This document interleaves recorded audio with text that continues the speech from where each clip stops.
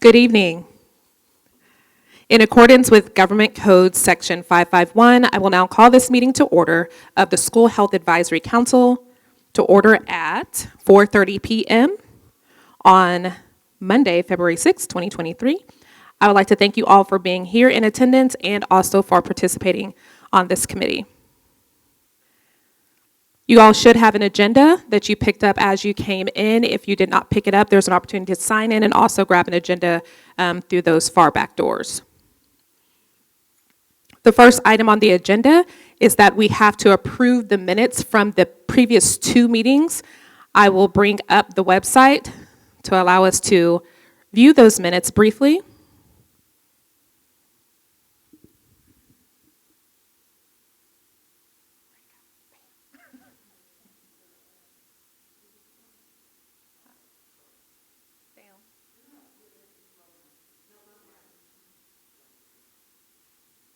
Oh, there we go. Excuse me.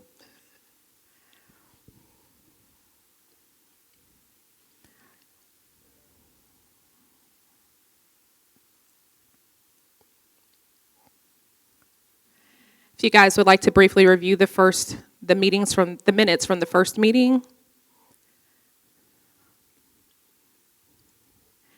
And if we have no objections to the minutes, I will take a motion to approve the minutes from the first meeting.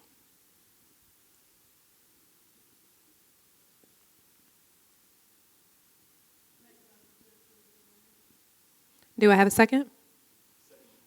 Okay, I have a motion from our interim director of athletics and our lead trainer to approve the minutes. If we're all in agreement, please indicate by raising your right hand. And they are approved unanimously. And we'll go to the December 5th meeting. Let's briefly review those minutes.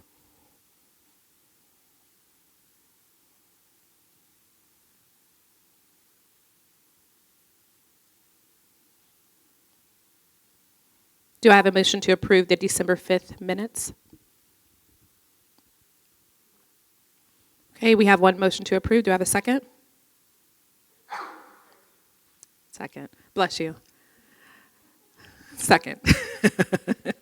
We have a motion to approve in a second. If we're all in agreement, please indicate by raising your right hand.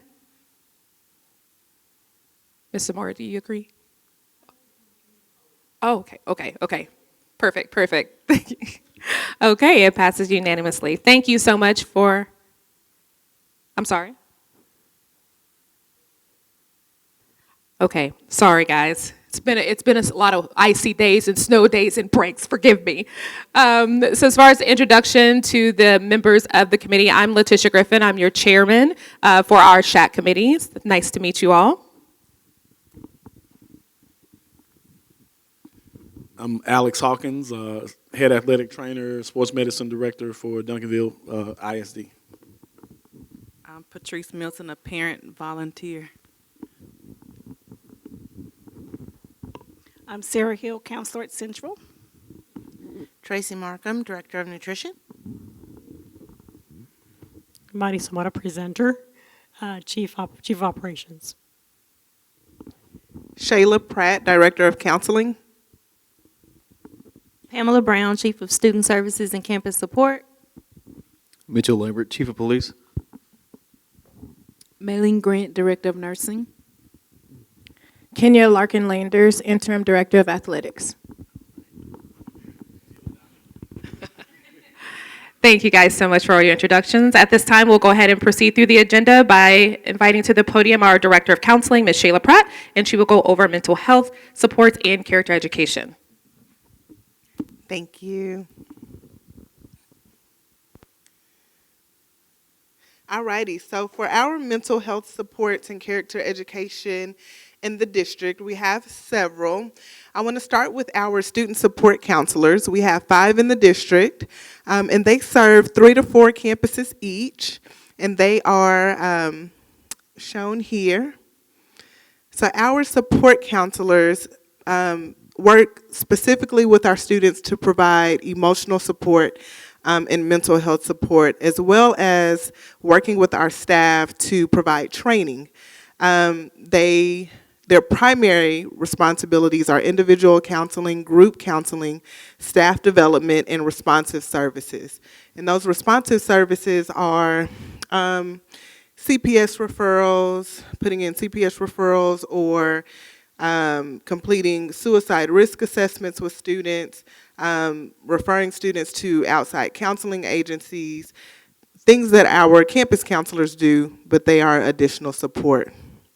So to date, our support counselors have conducted 963 individual counseling sessions with students, 833 group counseling sessions, 77 staff development sessions, and 402 responsive services. Our key initiatives for mental health support are listed here. We have calming corners in every elementary campus, and then we have calming corners throughout the district as well. In those calming corners, we just have different manipulatives and resources for our students who may become agitated or need to regulate their emotions. So we have that support throughout the district.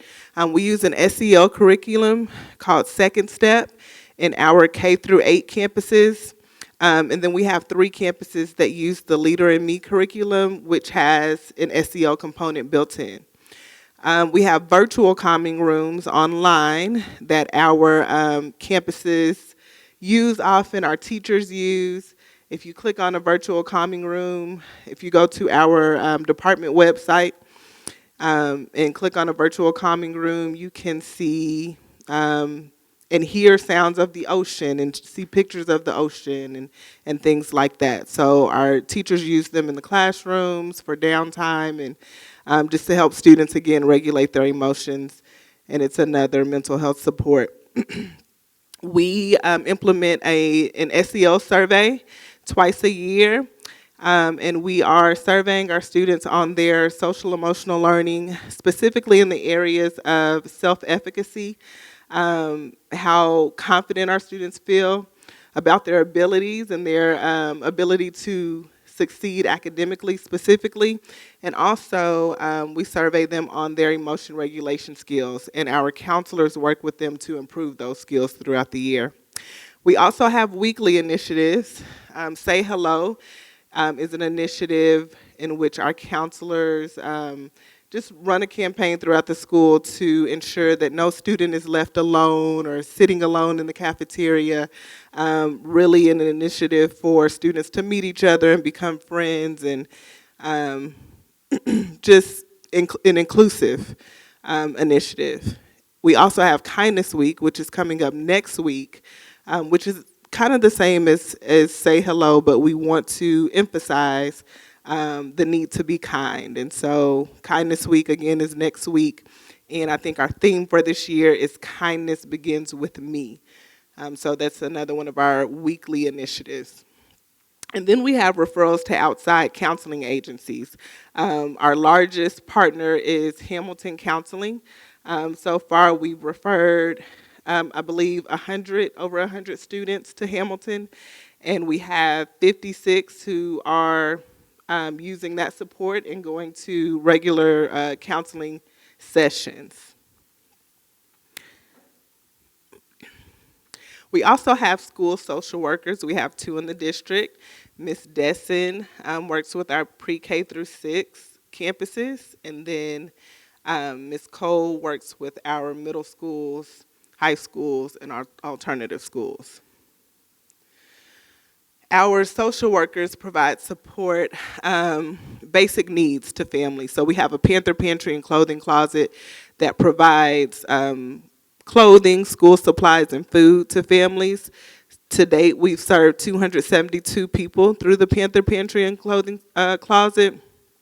The social workers, they also secure partnerships with community partners. So we secured 2 new partnerships this school year with the North Texas Food Bank that provides food to us monthly, and that is available for not only students and families, but also staff in need. And then we also have the Trusted World initiative or partnership.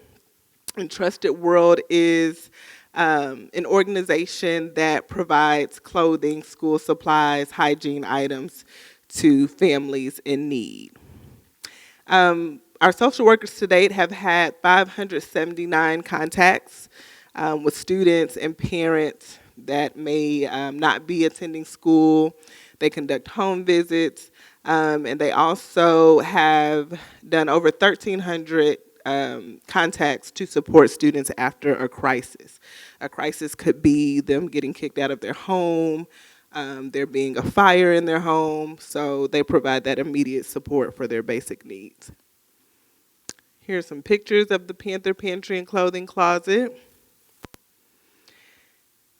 And so now we'll switch gears to character education. So the state mandates that we integrate positive character traits and personal skills into our TEKS, or our curriculum, for K through 12 as appropriate. The traits are listed here. We want to ensure that our students have personal skills, the 9 traits that you see: courage, trustworthiness, integrity, etc. We want them to have good self-management skills, interpersonal skills, and so on. So to ensure that our students are learning those skills, we use our second step curriculum, again in grades K through 8. For grades 9 through 12, we address those skills in our health classes as well as our guidance lessons. And that is all that I have. What questions do you have? Yes, ma'am. The Panther Pantry? Yes, that's a great question. You can contact our social workers, or you can contact myself, S. Pratt, at Duncanville ISD, and I can put them in touch with you, and they'll follow up and receive those donations. Thank you. All righty. Next, we'd like to welcome to the podium our Director of Nursing and give us an update on school health services.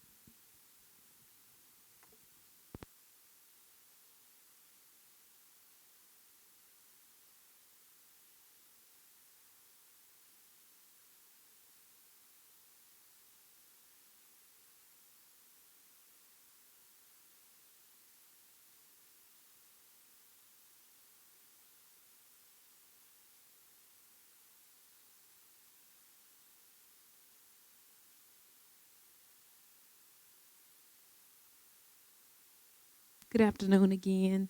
I'm here just to talk about some of our school health services that you may or may not be familiar with. Some of the things that we do as school nurses is we give the students their medications during the school day.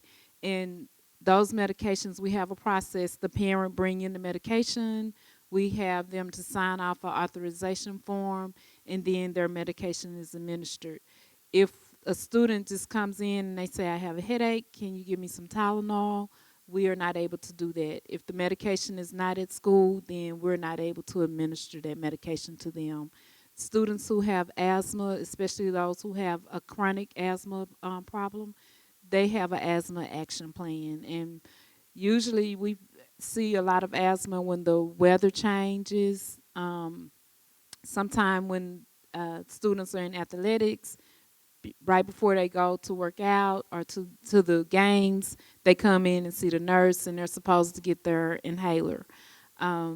We also have where some students are able to carry their inhaler with them, and that's if they have been, we had their parents to sign a form saying that they've been trained and they know how to use those inhalers. Then those with seizure action plans, we have those in place as well. And one of the things that we have big is our immunizations. Every student, pre-K through 12, are required immunizations. And pre-K through 12, we're struggling trying to get those students up to date, getting them vaccinated. So I would just say, as our SHAC committee, if you know of any doctor's offices, clinics who are available, who want to partner with Duncanville in helping to get our students vaccine, I'm steadily looking for people. Our main company that we use for years, which was Caravan. They had the cute little van that always showed up at the high school.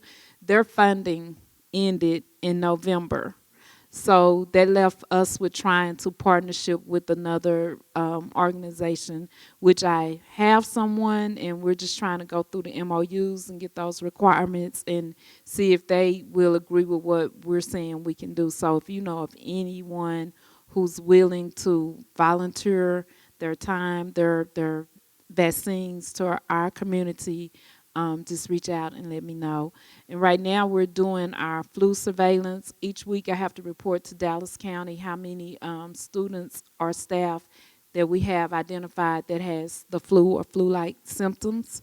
And then COVID hasn't gone away, and we have these periods of where the numbers are low, and then we have the periods where they're on the increase. So I always encourage everyone to continue with the COVID protocols that we have in place, frequent hand washing, just staying home if you're sick, and if you need a COVID test, making sure that you get that COVID test, and just being healthy. Then some of the screenings that we do for our students is hearing and vision screening. These are annual mandated screenings, and they're specifically by grade level. However, if we have a student who's new to the district, we'll do their hearing and vision screen. If we get a request, sometimes we get parents to request, sometimes we get teachers to request, we'll go and do those hearing and vision screenings for those students. We also have vouchers available through NASN. All of our nurses are, we pay for their membership, because if they're a member of NASN, which is National Association School Nurses Program, if our nurses are in that program, then they give us 20 vouchers per nurse. And if you need more, they're always willing to give more. These vouchers are free. The students can go to the clinics, get their eyes examined, as well as get free glasses, and they're very good glasses. They're not glasses that sometimes the students will not want to wear. So that's a very great resource for our students that some people don't know about.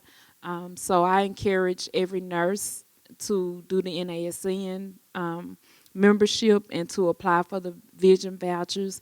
And if you know of a student who needs glasses, just reach out to me or reach out to their campus nurse.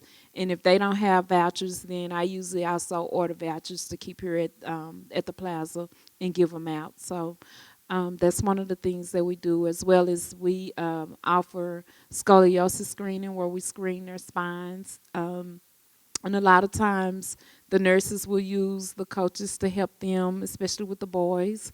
But those are mandated screenings, and we send those referral homes to parents to let them know, if your child passed, or if they failed, they'll get a notice and asking them to take them to the doctor. Some parents will, some parents won't. I encourage our nurses to continue to follow up on referrals, especially our vision referrals and our hearing referrals. Encourage them to reach out to the parents if you haven't heard anything in about a month, to see, hey, are you going to take them to get their eyes examined, or to see if there's a problem, the reason why they're not taking them. Because we know if a kid can't see, then it's hard for them to learn. If they can't hear, it's hard for them to understand what's going on. So we support our classroom teachers by offering those screenings and giving those screenings for our students. And I think, do I have any questions about those screenings? Yes.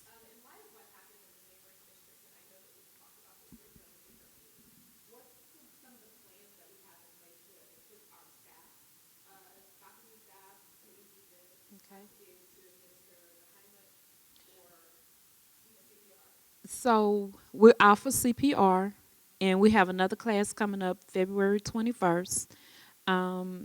If anyone wants to, it's in Edgerton, so you will need to sign up in Edgerton. So I don't want to say we have space available, but that's where it's located. And we'll open up and offer more classes as needed. Short term, what we have done already, a lot of the school nurses have already started in their schools training teachers and staff on the HIMIC and how to do that.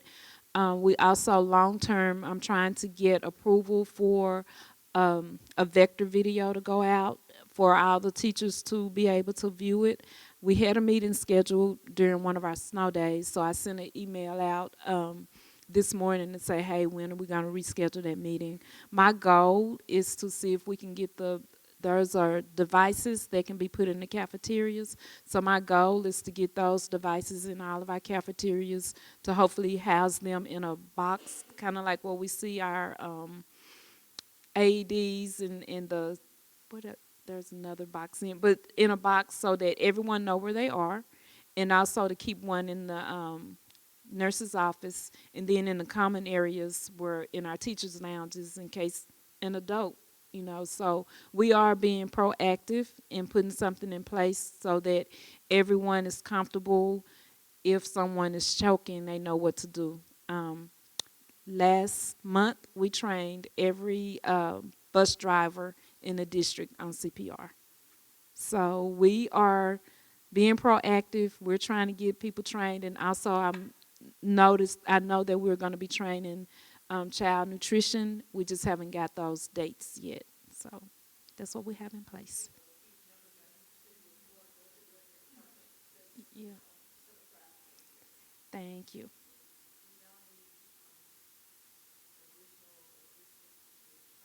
Yes, we can always use. Are you CPR instructor? Okay, we can. Right. Well, we can always use that help because I know another mandate that has been set forth is the seniors, when they graduate, they have to be CPR certified. This year? But but does it has to be? Just like family and friends, just a short. Okay. Family and friends is not as in detail. But we do. So moving forward with that, we're going to come up with a process with the counselors so that we have a plan in place because we don't have to wait until they're seniors. If we can start, I think, in the 7th grade. If we can, then that's a process where we can make sure by the time they reach their senior year that we're only doing those students that maybe became new to our district in their senior year. So we'll get a process in place. But yes, we will love to have your help, so I'll get you my information. Any more questions? All right. At this time, I'd like to call to the podium our Chief of Operations, Ms. Madi Zamora, and our Chief of Police, Mr. Mitchell Lambert.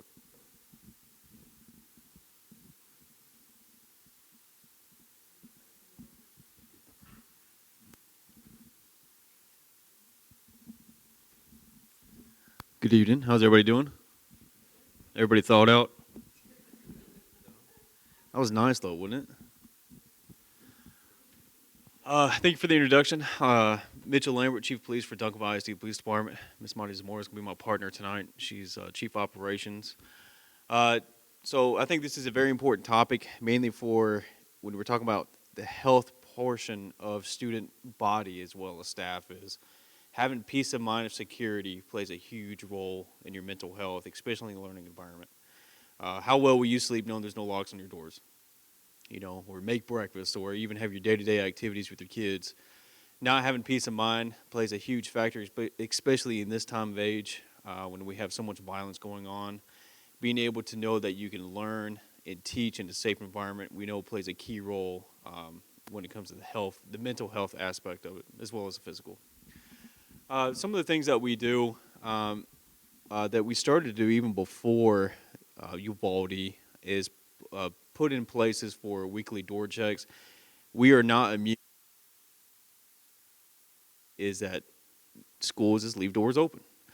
They prop open, whether it be student or staff. If anybody that's been an educator, whether it be a teacher, any kind of capacity on campus, we all know that's always an ongoing issue, is having doors propped open. And when we look at incidences like Uvalde, and I only use that because it's so recent and it's close to home, that's exactly what had happened. Unsecured door, unlocked door, prop door, whatever the case may be. So part of the process that we do is a door audit and weekly door checks. An audit of all campus exterior doors was conducted during the summer of 2022 to identify any doors or door hardware, including locking mechanisms that required replacement on or repair. Now, we do know a lot of doors, they're mechanical, they're made. That means they're going to fail at one point. Kind of like when you buy a new car, 10 years later it's going to break down. It's just the way nature is. So what we wanted to do is to take that issue away and identify issues that we're having with doors as far as mechanics. If doors have been bent or whatever the case may be. Campus administrators are responsible for exterior weekly door checks to ensure doors are closed and locked. This is very important, mainly for the fact that campus security is everyone's job. Security, maintenance, police, we cannot be on campus monitoring every door except, if there's a teacher in a classroom or principal walks by the same door every time, it is very easy, accessible for them to be able to check that door for us. And I'll kind of explain more on how we made that easy for principals to do or even staff on campus. Any malfunctions are reported to the maintenance and or police and security. Chief Operations, Ms. Morris, she does work hand in hand with us when it comes to that topic. We do not believe it should be just on maintenance. And they don't believe it should just be on police. We have to work together in order to remedy the problem. And we're finding out very quickly that we need each other just as much as one or the other as far as trying to trying to communicate with each other when it comes to these issues. Everything costs money, right? Just like eggs, everything else is going up. So door checks are completed on a Google form via QR code. One of the issues that has been probably existed since the dawn of man is communication. When there's a door that's been malfunctioned or a door that doesn't work properly, we want to be able to give that to the administrators or teacher or staff on campus to be able to easily say, this door is messed up. We don't want them to send a memo to Congress and hopefully it gets to us. We have a QR card that's actually on a card, ID. Pull mine out. Looks just like this. There's a QR code on the back. If a staff member sees a door that's been malfunctioned or damaged, whatever the case may be, they use their phone, they go to that QR code, it goes directly to the campus. They say door 22, malfunction, and it gets reported right back to us. And at that point, we communicate with maintenance and try to get that door fixed right away.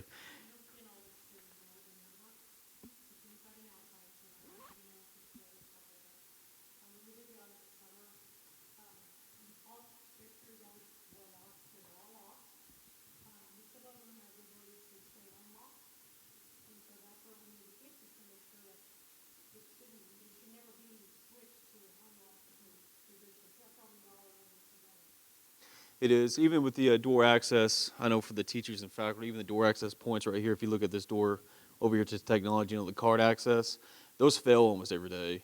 And it's not anybody else's fault other than technology. It's like your iPhone, for some reason you can't pull up Instagram, whatever the case may be, that particular day.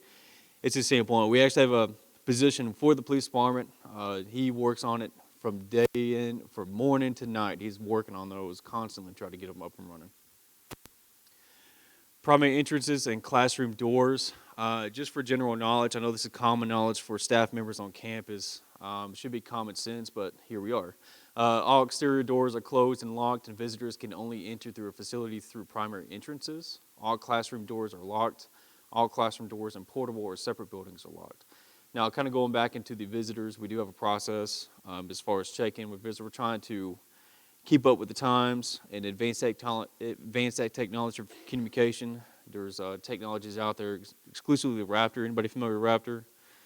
That will get a little more in depth with the person's background rather than just checking if they're a sex offender. Obviously, being a sex offender is very bad, but there's a lot of bad things out there too that we need to know about. History of violence, etc. So that's something that we're working toward as well. Safety and Security Committee, we do have a committee just like the SHAC. So Ms. Brown and I and whoever else is on, we get to do this a lot. So it's actually pretty fun. The Security and Safety Committee has to meet twice this school year. This is something that's mandated by the state. Now, this is a very good meeting. I kind of just poked fun at it, but it's a very good meeting because it gives us a chance to talk to the public, to civilians, to say, what can we do? I am not an expert. I don't believe anybody in the state is a general expert about safety. It takes a committee. It takes the public. It takes one question. It takes one suggestion in order for us to make this possible. Now, this isn't just my job as chief of police for safety. It is everyone's job. And this gives everyone a voice from all walks of life, from all experiences, from all professions, to be able to input what they believe needs to be done inside the schools that they send their children to, that they teach, whatever the case would be. New members are named to replace previous members no longer holding required positions. So this is something that we interchange. If we have a member leaving, kind of like with this committee, we do have a member that comes and steps in. District Multi-Hazard Emergency Operations Plan, a reunification plan, was reviewed by the committee. Feedback, changes, additions were submitted to the chair and co-chair. Reunification, anybody have heard of that yet? It's a word that's been very common in households now, which is a sad thing to say. Reunification process, if there was a tragic event, it's not always a school shooting, but that seems to be the popular choice of when it comes to mind. If there's a catastrophic event that happened on campus, where do we take those students? Where do we take those staff members? So we do have a plan for each school within this district. Is if crisis were to occur at the high school, this is how we're going to transport those students, and this is where. That plan doesn't have the stamp of approval quite yet. We're almost there. We just have to work out some kinks. But that plan was tweaked. It was added to from the committee, from people from all walks of life, like I said, that was pitching in their 2 cents, what we believe. This involves the chief of police, the police department in Duncanville, the city. I've actually passed this information to the FBI. Real good friends with the FBI agent up there. I'm thankful to have. He's looked over the plan, and we are doing everything we can to make sure those processes are up to par. Do we get the gold stamp? Updates are made prior to submitting the multi-hazard emergency plan. Updates to the Texas School Safety Center and changes were documented. All of a sudden, the state cares what we're doing. That's usually what happens when a catastrophic event happens. The state says, "Oh, wait a minute, we care, and we want to help you guys out." So what we do is once we create the plan, which we have, we actually already submitted it to the Texas Safety Center for them to review as well. They'll come back with their tweaks and just say, hey, this is what we think we should do. But there's a constant flow of communication which is needed. Correct.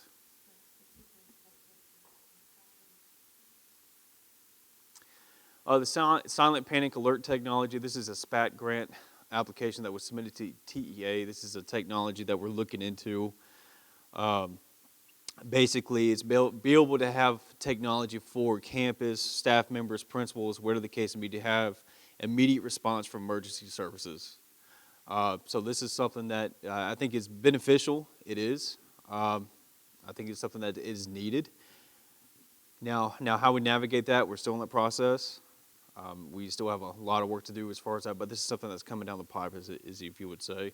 That's something that we are looking into for teachers and staff members to utilize for an emergency response. Anybody know the silent button at banks? Basically the same thing. You know those life alert commercials? Oh, you're right, somebody fell and they can't get up. Basically the same thing, except it's just emergency response. So that technology is very advanced. It's something that we have to get Dallas police involved, Duncanville police involved, because when the buttons hit, where do we go? Who responds? Et cetera, et cetera. So that's something that is coming down the pipe. I know that lady. Anybody have any questions? Like I said, there's a lot more detail. The safety committee, whatever the case may be, this is kind of snippets to let you guys know that we hear the concerns. We hear the phone calls, emails every day. That's my job. That's what keeps me up at night is, am I doing everything I can for this district to keep it safe? Any questions on that? Yes, ma'am.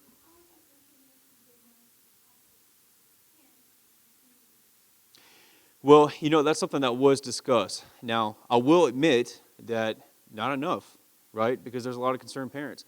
If the communication was getting brought up, I wouldn't be emailed every day, right? So something that we are looking into as far as the police department is having, I hate to say town hall meeting, but something that we can open up to the public, at least by campus, each campus, and say, hey, if you want to hear what's going on in your district that you bring your kids to or your children to, here now's the time to ask. This is what we're doing. Basically, what we just presented today, and just saying this is what we're doing in order to ensure safety on campuses. So we're not doing enough communication, which is something that we do recognize that we need to push. Great question. Anybody else?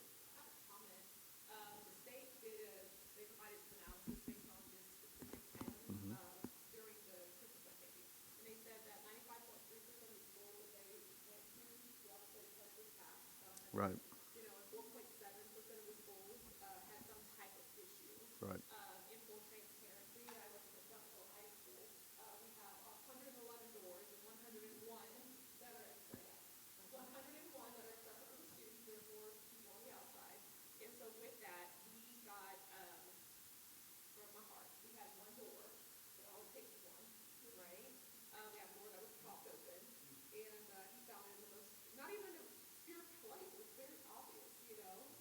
Right.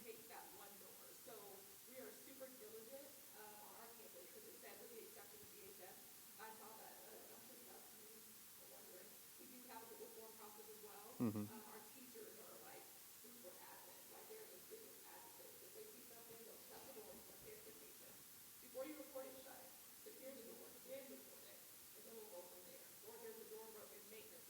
Correct. Correct. Mm-hmm. Sure.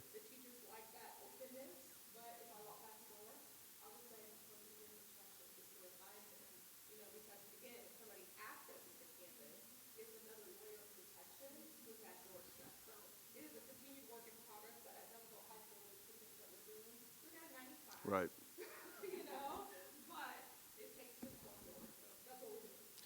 And I think that's the first step with any district is that recognizing the shortcomings, right? Recognizing what we need to improve on. And one of the things that I do, for instance, a couple of weeks ago, we had an online threat. It came from one of the middle schools. It was a big deal within the middle schools. It took us a while to finally grasp who did it. But there was a lot of students, a lot of students that we interviewed in reference to that threat. And we asked, why didn't you tell somebody? You know, there's options. You know, you could do anonymous tip, whatever the case may be. Well, we just figured somebody knew.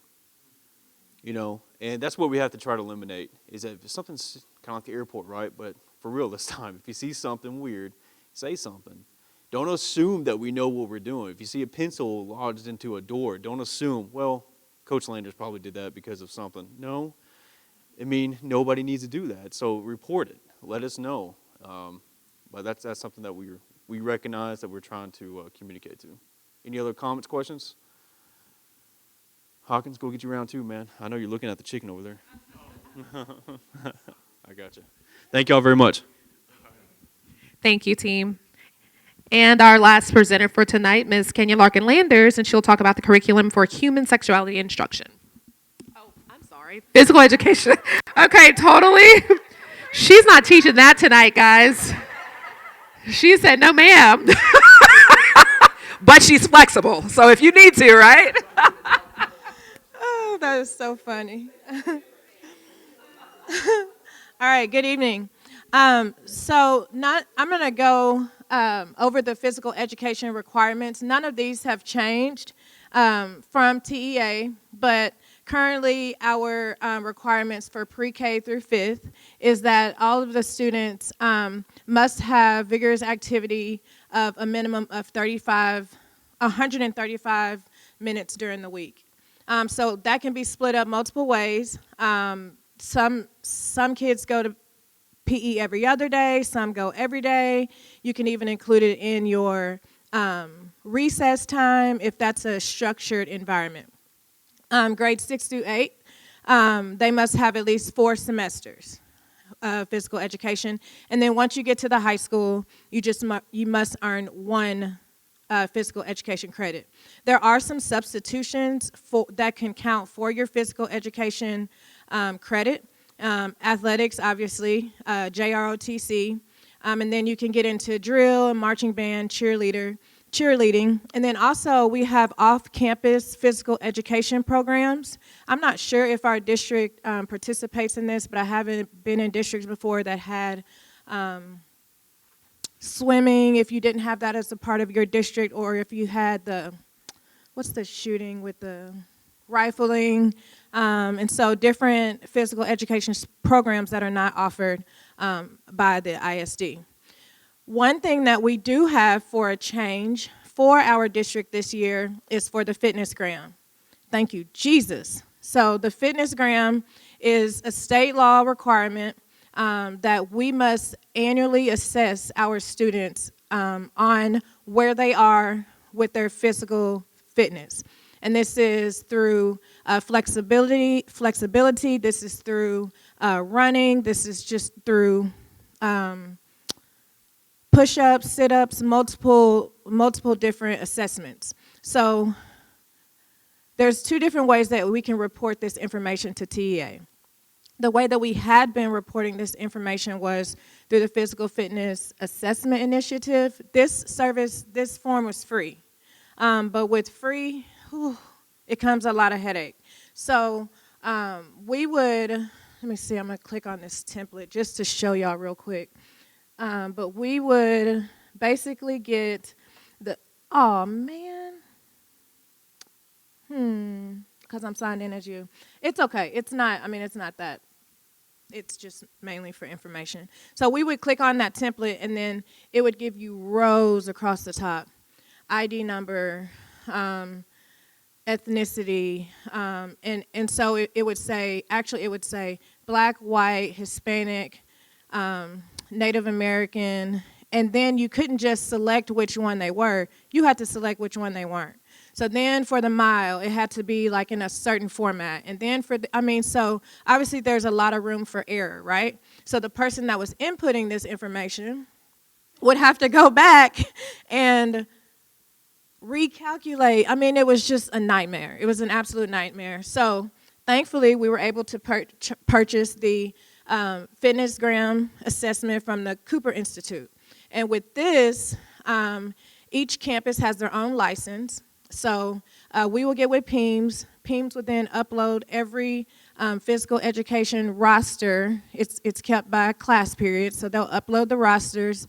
And then the teachers will create their own login. They'll go in, all their students are already there, and there's drop-down options for what they have. And then they upload that information, it comes to me, and I submit it straight from there. So as you can see, we have taken a work smarter, not harder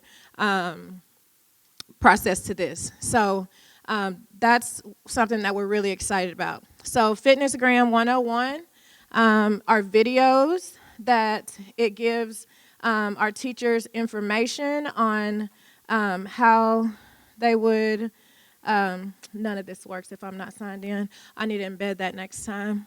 So how it would, how to administer the test, how to put the information in. It is so user-friendly and gives the information very, very clear. And then it gives them an example. Obviously, we have an example of the fitness gram report there as well. So we're thankful that the district had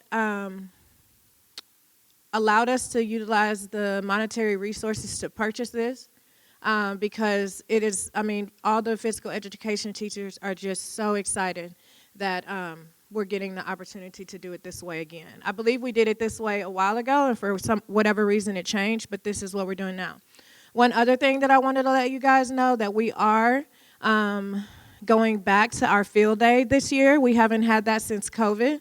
So all the kids are going to be so excited. Ms. Behringer is heading that up for us again, and she was my PE teacher when I went to school here, so I just love her.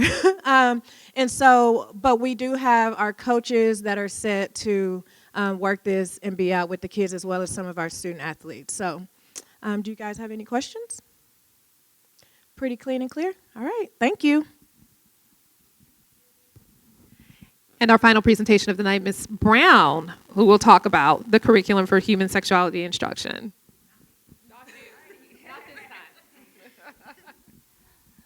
So this is probably the lengthiest part of the meeting, but we're going to go as fast as we can. And so this process is similar to the one that we did previously for child abuse, family violence, human dating violence, and sex trafficking. The SHAC committee we made a resolution to the board in January saying that they convened the SHAC to review the meetings. And so one public meeting is today. This is open to the public. It's posted online. Parents can contact me if they have information or if they have questions that they would like to review the curriculum. And then we have the next SHAC meeting on April 3rd, where the committee will also have the opportunity to give input. And so the board will vote on the recommendations made by the SHAC in May. And so again, this is a curriculum just like the previous one that the SHAC reviewed earlier, where parents will have to opt in. So there's no, I need to opt out. They literally have to sign a form that says, yes, my child is allowed to receive instruction on human sexuality. So if they don't opt in, if we don't have that form, it's likely going to be digital. If we don't have that, then the students will be removed from the classroom at the middle school and high school levels. This is only for middle and high school. We do not offer health in elementary grades here. And so the students will be removed from the classroom and will not receive instruction on that information. And so again, in 2020, just where's this coming from, the State Board of Education updated the health curriculum to include sexual reproduction in the course. And school districts have to offer health. So you don't have to take health as an elective, but we have to offer health. And as part of the required health curriculum, human sexuality is a TEK. And so we have to provide it. It's not a choice, but parents have to choose to opt in. They will receive a notice at least 14 days in advance. And then at that point, they can say, yes, my child can participate.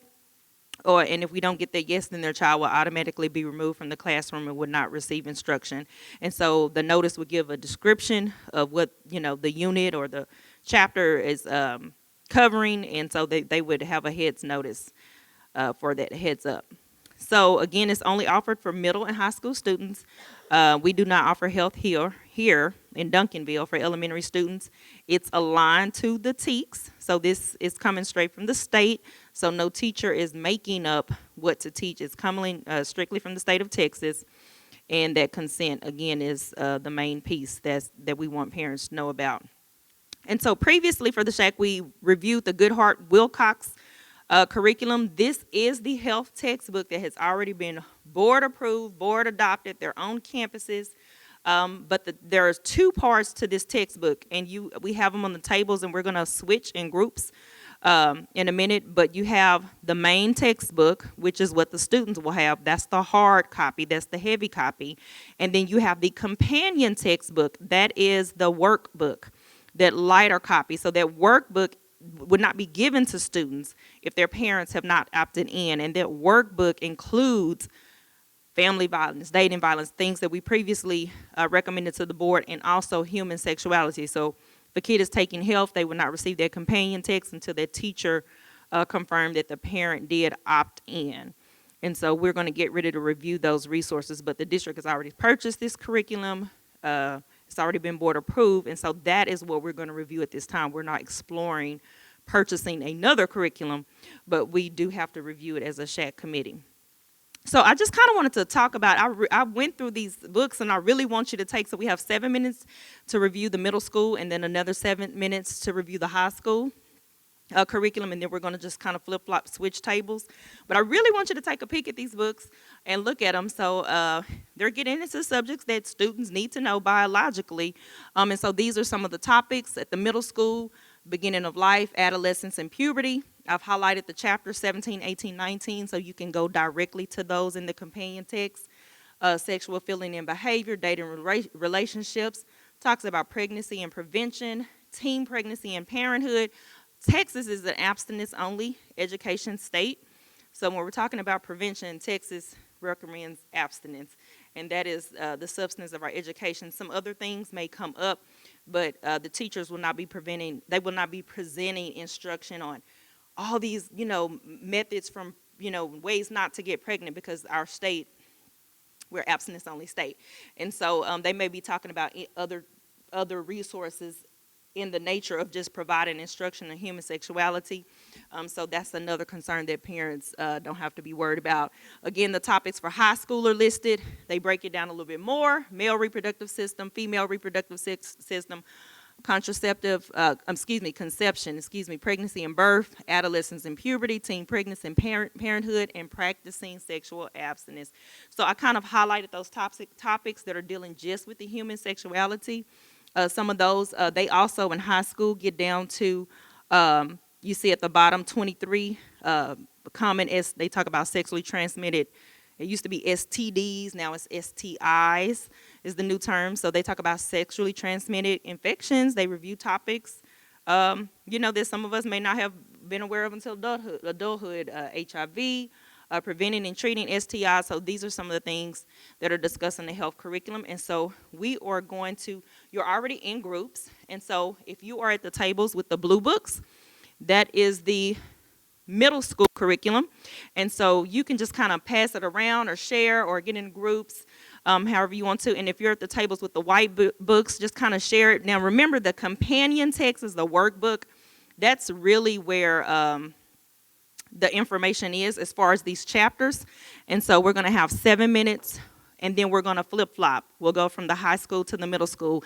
And if at any time anybody wants to make an appointment with me to review this curriculum in detail, this was not long enough, you have questions, I'm Pamela Brown. You can contact me. We can make an appointment where you can review this curriculum more in depth. And so that's for anybody, any parent, any community member that would like to review this more in detail. So this is just kind of give you a sneak peek. But remember, students would only receive this if the parents opt in. So we're going to take the first 7 minutes, and then we will switch.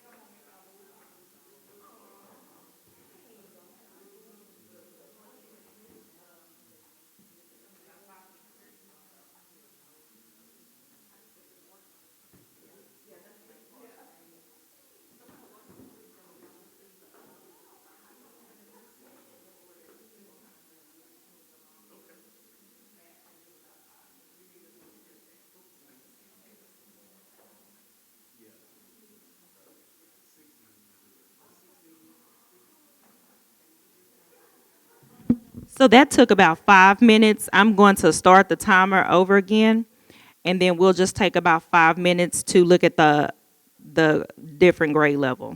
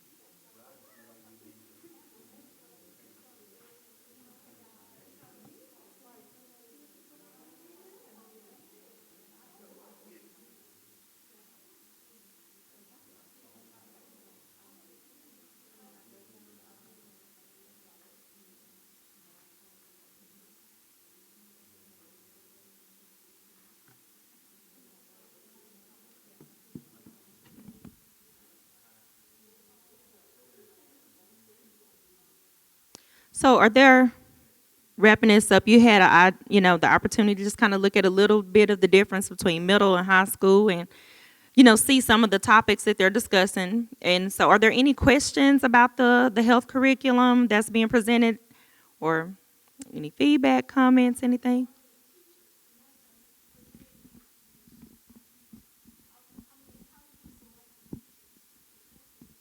So it's the health instructors. They're already certified to teach health. Yeah.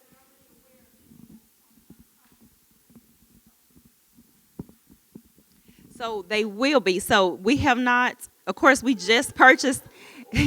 So we just purchased the curriculum, and of course they don't have. They will not be given the companion text.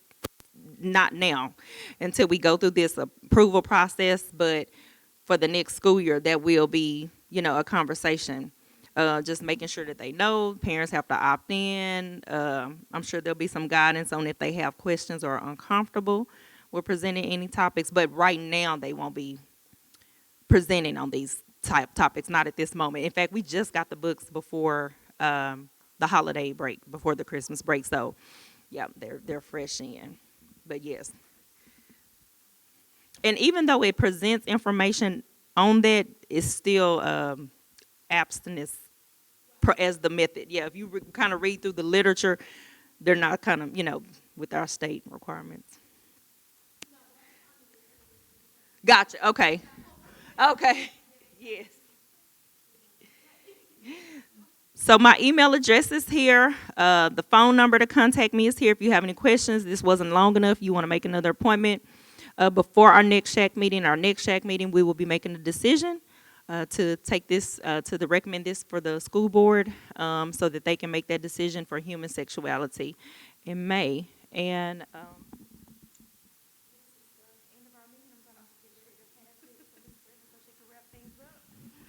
All right.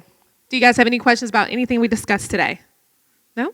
All right. So the next meeting will be in person. It will be held on April 3rd here in this room.